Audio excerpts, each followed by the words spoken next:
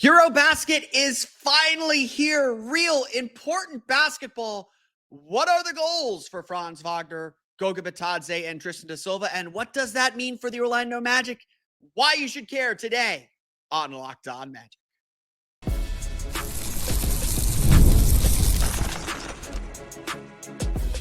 You are Locked On Magic, your daily Orlando Magic podcast, part of the Locked On Podcast Network.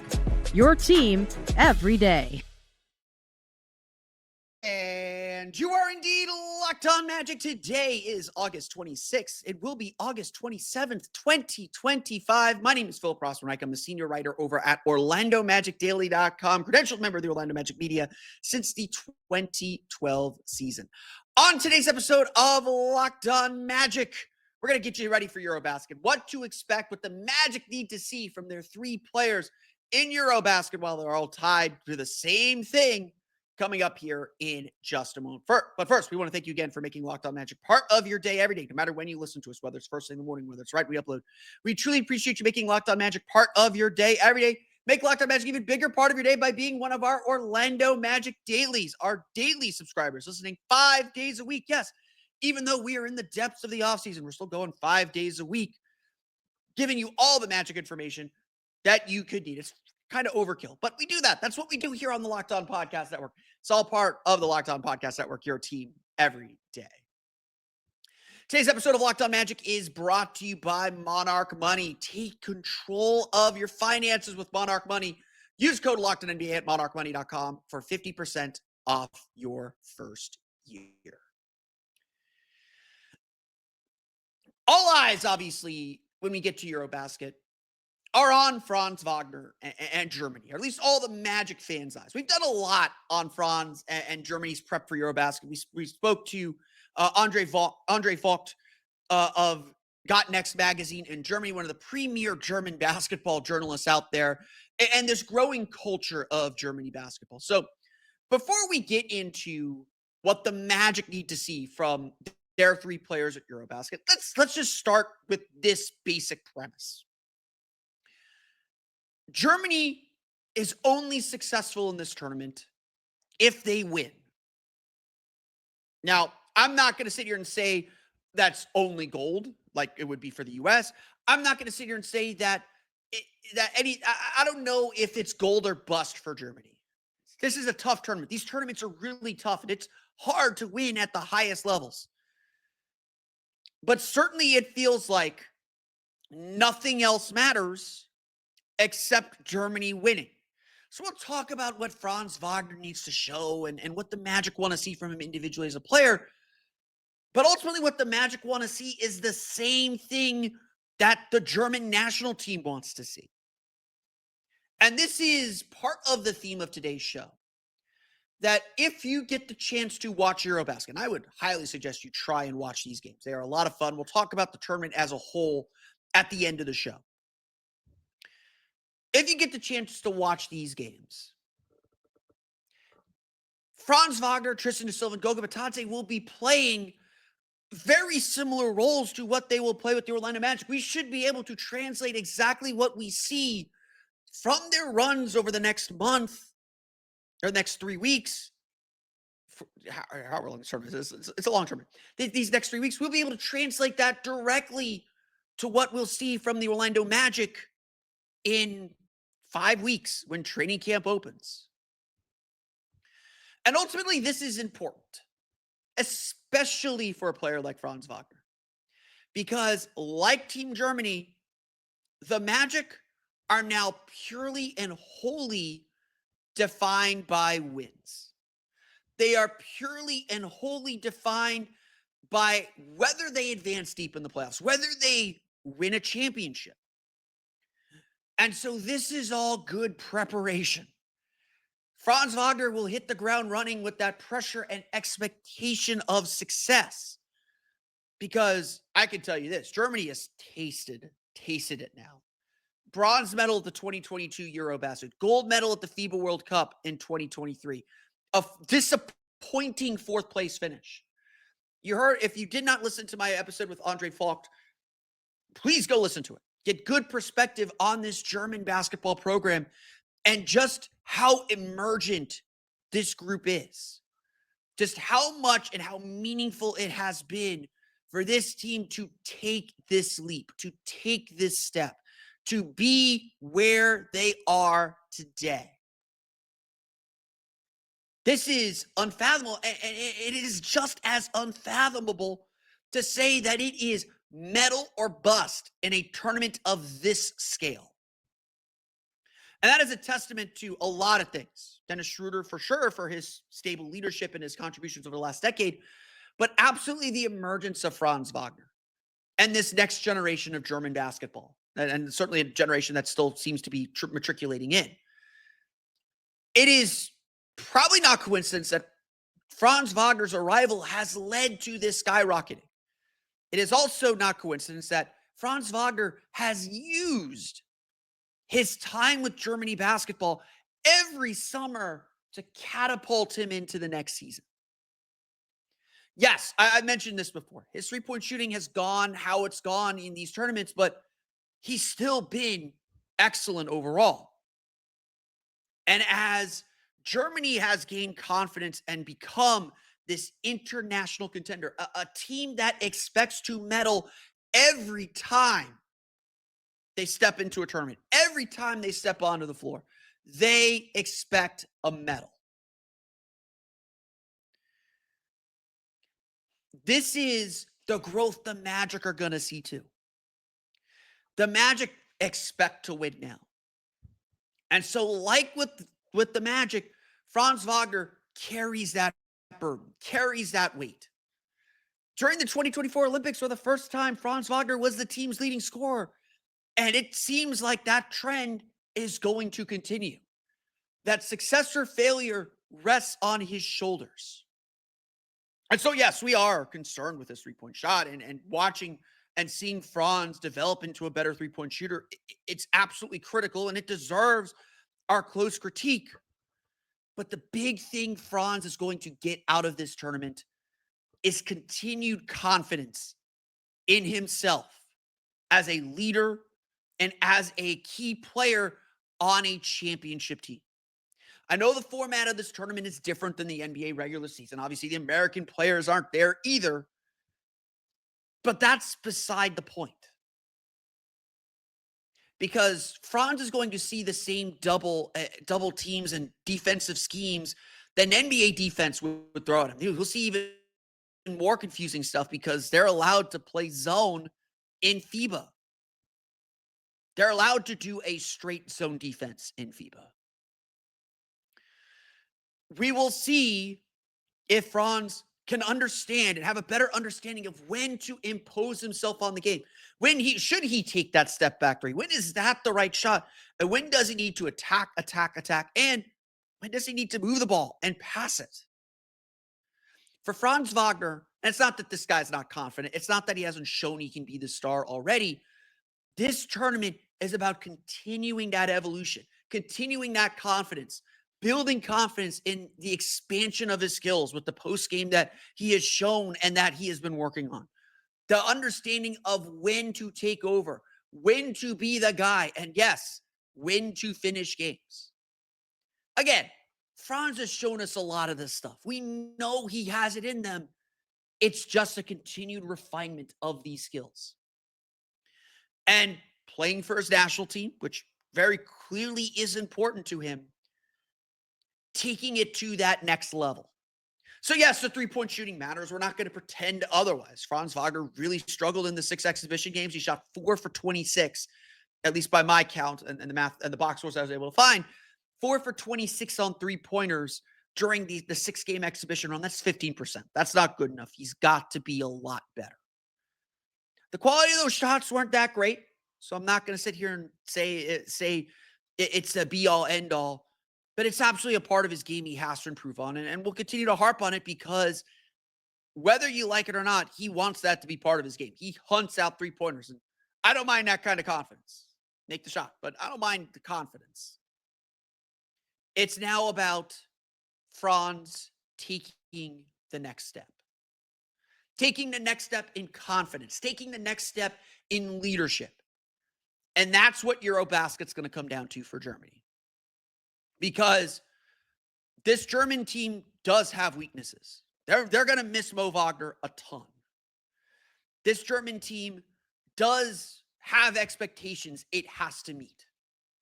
And so this stage is set and requires Franz Wagner to step up to the plate.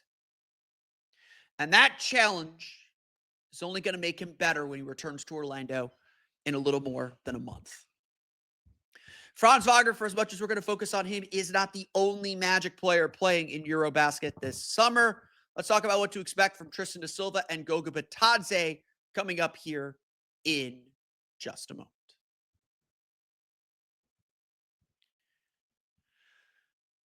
But first, today's episode of Locked On Magic is brought to you by our friends over at Monarch Money. Most people can't name all their financial accounts or even what they're worth, whether it's 401ks, properties, or investments.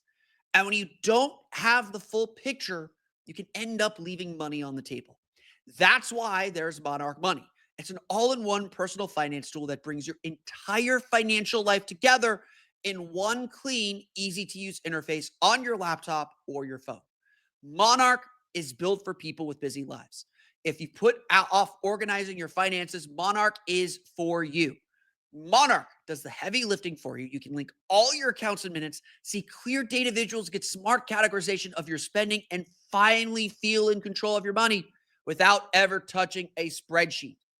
Keeping track of all this stuff can be extremely difficult. So having it able to organize so you can see what differences in spending you have month to month, where your money is going, it is truly empowering. With Monarch, you can learn surprising things like identifying that you aren't saving as much as you thought. Monarch even helps you notice an inefficient investment allocation and discover forgotten 401ks from past jobs. Truly, organization and knowledge is power. And with your finances, that is everything. So don't let financial opportunities slip through the cracks.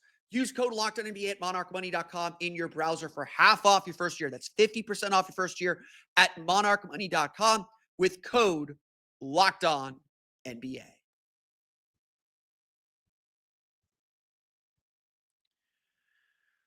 Before we get back to today's episode, I have an important request. Locked On wants to hear from you. We put together a survey to learn more about our listeners and make your favorite podcasts even better. This is your chance to tell us what you like, what you don't, and answer questions about our advertising.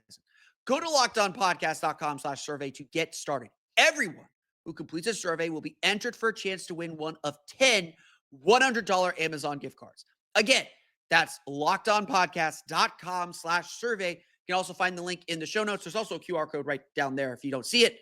Thanks for helping out. I just realized we're audio podcast, so pointing only works if you're watching on YouTube, which, subscribe everywhere to Locked On Magic. It helps all the numbers. But let's get back to EuroBasket. Because Franz Wagner is going to take a lot of the oxygen in the room. And look, he's a future all-star player. He's probably one of the 5 best players in this entire tournament. And we'll talk about the tournament as a whole in our final segment because I want to sell this tournament. I want you to watch this tournament. It's a lot of fun. One of my favorite basketball tournaments every 4 years. Franz isn't the only guy we're paying attention to. Tristan Silva and Goga Bitadze will also represent their countries, with Tristan Silva, of course, playing with Franz Wagner on Germany, and Goga Bitadze playing with Georgia. Where, Franz's big mission is just to continue building confidence and continuing to show us that he is the star in the making that we all think he is. And again, I don't think there's much doubt that ball is rolling downhill. That snowball has built itself. It's there. Tristan Silva and Goga Bitadze have something else in front of them this summer, though. And for them, it's about consistency. Really, any bench player, any role player, you want consistency. You want to know that you can count on them for the same thing night in and night out. That is the ultimate dream. And you hear me talk about this. I say often, the regular season is about what you can do on your worst nights. What is the thing you can count on that random Tuesday in January when you've been on the road for 5 straight games or playing your 5th game in 7 nights, let's say? What is the one thing you can lean on that gives you a chance to win? And the good teams They find ways. They may not win all those games, but they find ways to compete. They don't give in to the schedule losses. They don't have those slip-ups. They are consistent. That level of consistency may be higher, but they are consistent. They give themselves every chance to win, even when they're not playing their best.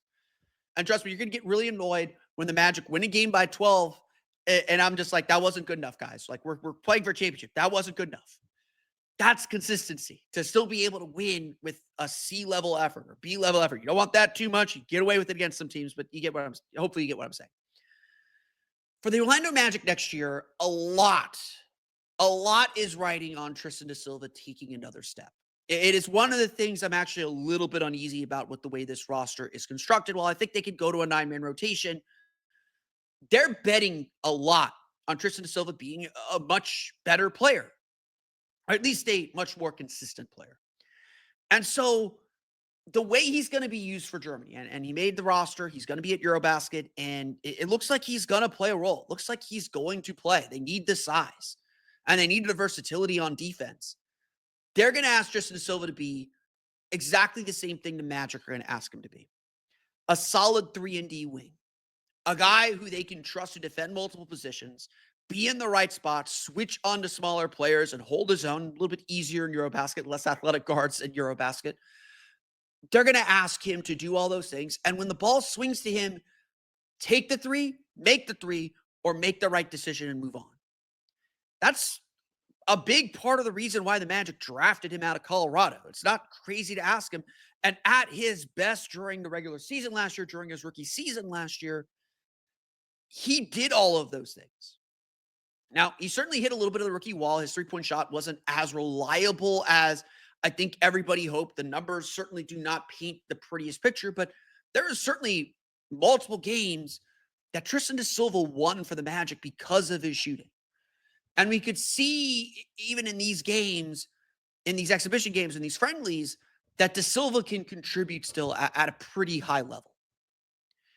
Now it's about consistency, doing it night in and night out, every single game, what your team asks of you. Yeah, you might have some high games, might have some low games, but the effort is consistent. The intangibles are consistent, especially that defense. And that you're not necessarily hurting your team when you have a bad offensive game. Fact of the matter is, like, you're coming off the bench. If you're having a bad game, you play less. The starters play a little bit more. Someone fills in the gap. The Magic need Tristan da Silva to do all these things. And so playing in EuroBasket is an opportunity for him to add to that. It's an opportunity for him to find that consistency and find that confidence. There's that word again. For next season. The same is for Goga Bitadze. Now, when you watch Georgia and they open their EuroBasket play on Thursday against Spain, who's won 3 of the last 4 of these tournaments. Spain's a little bit down this year. They're starting to kind of bring in the next generation of guys. They're going to play Spain, probably the group favorite. Goga Bitadze is going to come off the bench. It's going to be weird. You're going to look at Georgia Shmerdini, be like, that's the guy starting over Goga Bitadze. Shmerdini's not a bad player. I want to make that very, very clear. He's a good player. I think Goga Bitadze is better. I would trust Goga Bitadze more to start. They're going to split the time. They're each going to play 24 minutes. They don't play together. It is what it is. Goga Bitadze is going to do all the things he does for the Magic. He's going to put up a ton of counting stats. He's going to gobble up rebounds on both ends. He's going to block a few shots. But Goga Bitadze's problem has never been those counting stats. Goga Bitadze's problem has always been consistency. Being able to provide a presence consistently, no matter if those stats are falling or not. No matter if he is getting those stats or not. The difference is, like, Wendell Carter, and we'll talk more about Wendell Carter, I think, tomorrow. Wendell Carter doesn't need to rack up stats to be effective. And I know that sounds weird. And yes, the Magic do need him to score more and be a better three-point shooter. I'm not going to say and gobble and get more rebounds. But Goga Bitadze is often chasing blocks and in the wrong spot, giving up as many baskets as he prevents. And then you get to his limited offensive game for a team that struggles to shoot, and you start to see some of the problems, and you start to see some of the issues arise. What Georgia needs from Goga Bitadze is obviously that impact and that energy that we see from Goga in Magic games. But they need him to be consistent on both ends, to give them the same thing over and over again. Goga is working to expand his offense game. I think he's a better passer than people give him credit for. You can work with him off the high post. He's always wanted to add a three-point shot. He's teased adding it a little bit this summer. Whether he can add that fully is going to be one of the big questions of this tournament and of the season coming up. And so I think we'll see Goga take a few threes here and there. But finding out the best way to kind of fine-tune his role on this team and to just do it over and over again is vital, especially after Goga struggled so much at the end of last season. After his January concussion, Goga Bitadze really struggled. Did not look anywhere near the player, and guess what? He fell out of the rotation, just like Tristan Silva did. At the end of the day, at the end of the season, Jamal Mosley didn't trust either of those players to fill their minutes, or they just got squeezed out by other players. Consistency is the issue, is the thing. And that's going to be one of the big things to watch with both of these players. Like I mentioned, all three of the Magic players are going to play about the same role that they would for Orlando. So we will be able to translate and transmit what we see in EuroBasket to the NBA in a few weeks. And that's, again, what's going to make this tournament fascinating for Magic fans.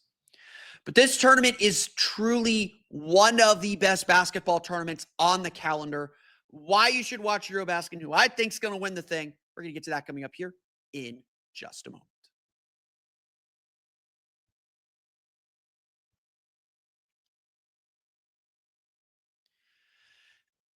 I'm a basketball nerd. Like I'm gonna freely admit I am a basketball nerd. I actually had to re-record this episode because I'm still getting used to my new microphone, and it was muted for some reason. So I am skipping AmeriCup game between USA and Brazil. Don't spoil it for me. I'm planning to watch it after I record. AmeriCup is not a big tournament. It's not important. Jerry and Grant, y'all might remember him. And I'm sorry if I didn't give a trigger warning for that. Jerry Grant is their point guard. Langston Galloway's on that team. Our friend from the Osceola Magic, Robert Baker, is the center on that team. It's been some rough watches. Brazil's the favorite to win the tournament. They're facing Brazil tonight. I'm a basketball nerd. EuroBasket is for the basketball nerds. But if you can find these games, EuroBasket is the best tournament on the calendar. The fans are extremely passionate. They make for great atmospheres. And you get literally some of the best players in the world. All the top players from Europe take this tournament super seriously. This isn't the AmeriCup where we're sending G Leaguers to the AmeriCup. Bruno Caboclo was on Brazil, which is fun to see that 2 years from now. As 2 years away from being 2 years away has finally happened. EuroBasket, all the players take this super seriously, and you get like college level, even like soccer level crowds at some of these games, especially when the home team is playing. Just travel's so easy to get around Europe. Fans fill these buildings up. It is no coincidence that this is a big deal. You've got Nikola Jokic on Serbia. You got Giannis Antetokounmpo on Greece and Luka Doncic on Slovenia. Three of the top probably 5 or 6 players in the entire world playing in this little tournament, but in this tournament. Like I mentioned, Franz Wagner is probably 4th, and it might depend on your mileage with Alperen Şengün. I'm speaking to the choir. Y'all probably agree with me that Franz Wagner is the 4th best player in this tournament. And that's, again, like a little bit of a measuring stick, a little bit of a point of pride, because this is like the World Cup where the best players in the world are all there. Now, Germany is one of the favorites to win this tournament. They're probably 2nd on the betting odds to win this tournament. Serbia, though, is the prohibitive favorite. Nikola Jokic, obviously. They've got Bogdan Bogdanovic, I believe, is playing. They've got some good bigs. They got Nikola Jovic, who's super versatile. They've got Tristan Vukovic, who you may not know. You may remember that game against the Wizards earlier this year when he torched the Magic. I've always liked Vukovic a lot. Serbia is the prohibitive favorite, and they crushed Germany. They really beat them up bad in the Super Cup final, and it frankly looked like Nikola Jokic was jogging through that game. He's going to try in this tournament. It is a big deal. Germany should finish 2nd, though. They are prohibitive favorites to win the silver medal, but I would argue this is not the same Germany team that we've seen over the last few years. Daniel Theis has looked a step slow. It's starting to look like he's beginning to age out of playing at this high level. And Germany does not have a lot of depth behind him at center. This is a tournament for bigs. Like this is a tournament for a lot of centers. You got Goga Bitadze and Georgi Smarodini on Georgia. And Georgia may not even advance out of their group. They're in a very tough group with Spain, Italy, Bosnia and Herzegovina is probably kind of the swing game. They got to play Cyprus. Cyprus is, I don't think anyone should worry about Cyprus too much. Who else is in their group? I want to make sure I get all the teams in their group correctly. They got Italy, Spain, Greece as probably the three best teams in that group. And then Georgia is going to be fighting with Bosnia and Herzegovina. 4 of the 6 teams in each group get out. Georgia's got some work to do. Tornik Shengelia has been dealing with some injuries. We don't know really what his health status could be. Georgia doesn't have the guard play to really compete. And so Germany's issue is they don't have the bigs necessarily to compete. Now, Germany has the guards. They're going to pressure and they're going to play very similar to the way the Magic play, where their guards are just going to fly out and pressure guys and really make it hard to input to the centers and input to the bigs. And they're going to try and create turnovers. They're going to try and get out in transition. They're going to try and get to the foul line. They're going to look very much like the Orlando Magic. They play a little bit faster. They got some better shooters like in Maldo Low and Andreas Opes. But frankly, Opes is probably the best shooter in this tournament. Opes has struggled a little bit and not quite in rhythm yet. I think they're still figuring things out. Germany should have no problem advancing. They'll be first or second in their group. It wouldn't shock me if they struggle a little bit with Montenegro in Wednesday's opener. That is a 9:30 a.m. Eastern time tip. Wouldn't shock me if they struggle a little bit in that game with Nikola Vucevic, but they shouldn't have too many problems advancing out of the group. Having said that, like I think we saw throughout this tournament run, throughout the exhibition run, that they can be picked apart a little bit. Slovenia gave them problems. The spunky Spain team gave them some problems. Turkey gave them a lot of problems. They had to rally to beat Turkey in the Super Cup on home floor. Size bugs them. And Franz is playing a lot more kind of traditional power forward, and like him screening and learning how to screen has been nice development. I want to see them experiment with that a little bit more, but he's doing it a lot out of necessity at this point, and a lot of because Germany needs that to function at a pretty high level. I do think Serbia is going to win the tournament. I just find it really hard to believe that any team's going to be able to compete with them. I think Germany probably does get to the gold medal game, get to the championship game. I think they'll reach the medal games. But again, like all it takes is one really good Slovenia game from Luka Doncic or one really good game from Giannis. They don't really have an answer for Giannis. Franz would have to guard Giannis if they play Greece. And like Giannis is kind of alone on Greece. There's not, Greece has a lot of good basketball players, but they're kind of in a recycle mode right now too, trying to regain some talent. It takes one good game from somebody to beat them. And I do think Germany is a little bit more susceptible to that. Again, that's why I think like this is a big moment for Franz, because there's going to be a moment where he's going to have to step up and make plays. There's going to be moments where he's going to have to win his team the game. One of him or Dennis Schroeder, one of them has to do it. And I would love to see Franz do it more, and I would trust Franz more to do it. But Schroeder won them that game against Turkey, or won them that game against Spain. Like Franz really struggled in that overtime game against Spain. Probably his worst game, and then he came back and had 29 in the second game against Spain. It's going to be a fun tournament. Again, I can't stress this enough. The crowds are awesome. The intensity of these games are great. The players care. The fans care. That goes such a long way. It is, again, this is probably my favorite FIBA tournament and probably my favorite basketball tournament on the international calendar. I hope you'll be able to watch it. It's previously aired on ESPN Plus, or I know they're launching their new app here in a minute, but it's usually aired on ESPN Plus. But I've been checking ESPN's website, and they do not have it listed. They usually carry the FIBA games and FIBA broadcasts, but they're not carrying AmeriCup. I checked for that. They're not carrying. It does not appear they're carrying this. So the only place you might be able to watch this, legally at least, is on Courtside 1891, which is FIBA's streaming app. It's $30 for the year, which you get World Cup qualifiers, which is kind of nice as well. This is going to be a really fun tournament. There's a lot of really great players in this tournament. It's not just like the big names. It's Franz, Jokic, Giannis, Luka, Alperen Şengün's playing for Turkey. He's playing really, really well. You may have missed this just because Portland was so out of mind, but Deni Avdija had such a great finish to the season. He's going to be playing for Israel. He's going to be leading that team. That Israel will be competitive. I think. I don't know if they'll advance, but they'll be spunky.